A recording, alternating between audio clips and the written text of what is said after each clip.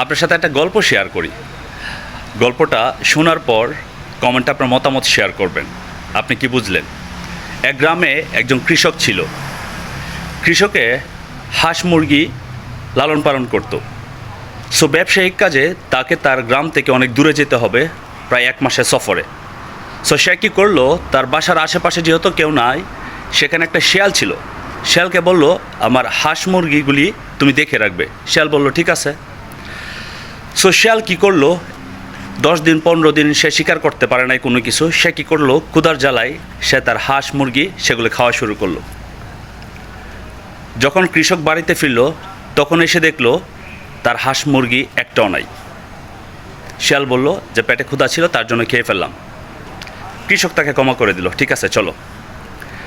আবার সে নতুন করে হাঁস মুরগি পালা শুরু করলো এবং 1 বছর পর তার আবার কাজের জন্য বাইরে যেতে হবে। এখন সে চিন্তা করতেছে, আমি কার কাছে দিয়ে যাব আমার এই হাঁস মুরগিগুলি দেখার জন্য?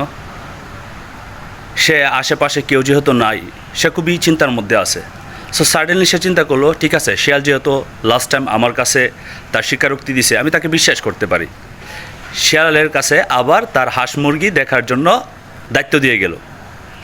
এখন আপনি বলুন, শিয়ালকে যে দায়িত্বটা দিল, শিয়াল কি তার হাঁস মুরগিগুলিকে দেখে রাখবে, নাকি আবারও সে অবস্থায় হবে? এবার কমেন্টে আপনি শেয়ার করবেন।